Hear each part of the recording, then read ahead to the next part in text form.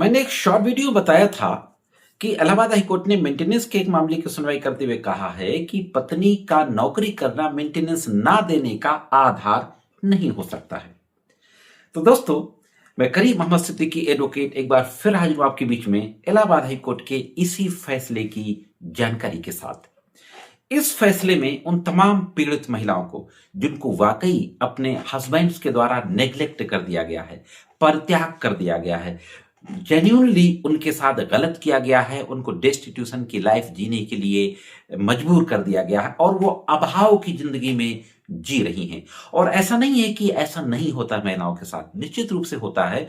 बहुत सी ऐसी महिलाएं हैं जो बहुत अभाव की जिंदगी जीती हैं जब उनके हस्बैंड्स के द्वारा उनका परित्याग कर दिया जाता है।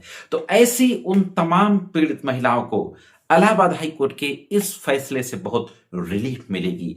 अगर इस तरीके का कोई मामला आपका चल रहा है तो यह वीडियो जरूर देखें।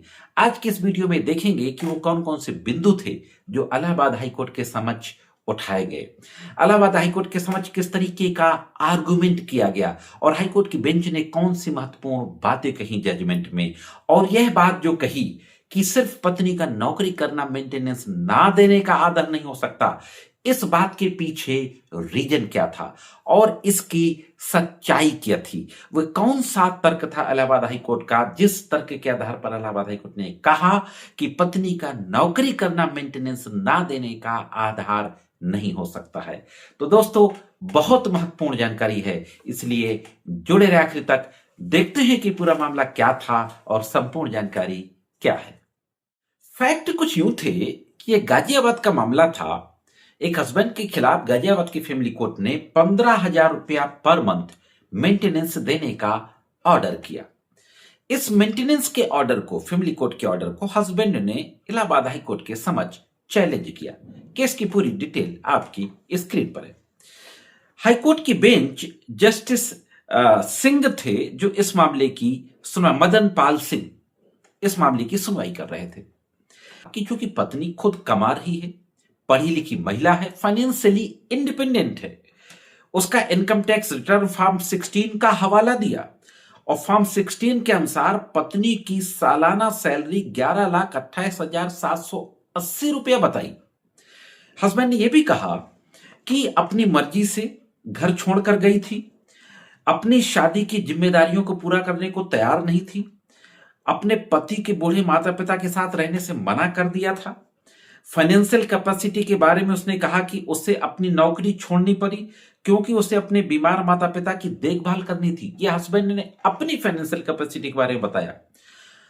उस पर अभी फाइनेंशियल एबिलिटी का बोझ है, हस्बैंड के द्वारा कहा गया, जिसकी वजह से उसके पास मेंटेनेंस के लिए काफी साधन नहीं है।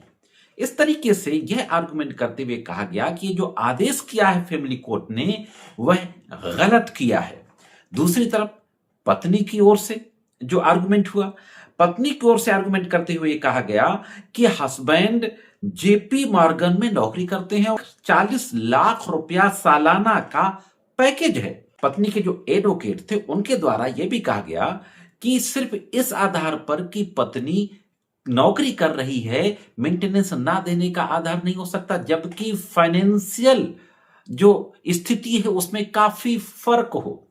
तो अब दोस्तों, हाईकोर्ट ने जो महत्वपूर्ण बातें कही उन पर भी एक नजर डाल लेते हैं।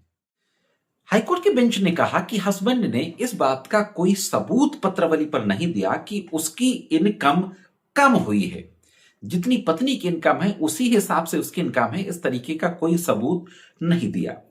इनकम का सोर्स है तो भी रिकॉर्ड से साफ पता चलता है कि पार्टियों की कमाने की क्षमता, फाइनेंशियल स्टेटस में काफी फर्क है। बेंच ने कहा कि पत्नी को बताई गई इनकम इतनी काफी नहीं है कि वह अपनी शादीशुदा जिंदगी के दौरान जिस तरीके की जिंदगी जी रही थी वही जीवन यापन कर सके। जो महत्वपूर्ण बातें कही हाईकोर्ट ने कि जो पत्नी की इनकम हस्बैंड ने बताई वो उतनी नहीं है जितनी वो शादीशुदा जिंदगी के समय, पति के साथ रहने के समय जिस हिसाब से रहती थी, जो फाइनेंशियल स्टेटस था, उतनी नहीं है, कम है, उससे बहुत ज्यादा फर्क है। कोर्ट ने कहा, बहुत महत्वपूर्ण बात कही कि सीआरपीसी की धारा 125 का मकसद सिर्फ गरीबी को रोकना नहीं है बल्कि यह पक्का करना है कि पत्नी पति की स्थिति के हिसाब से इज्जत से जी सके।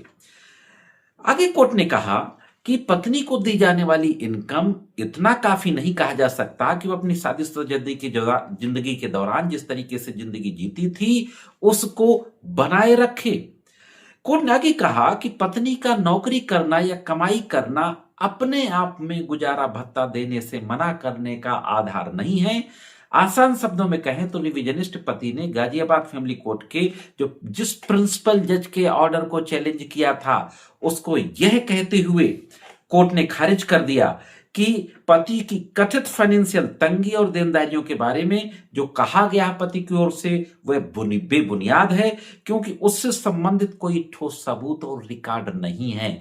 तो यह जो बात कही हाई कोर्ट ने कि पत्नी का नौकरी करना अपने आप में मेंटेनेंस ना देने का आधार नहीं है, यह उस कंटेस्ट में कही जब दोनों के बीच में फाइनेंशियल स्टेटस में काफी ज्यादा फर्क हो।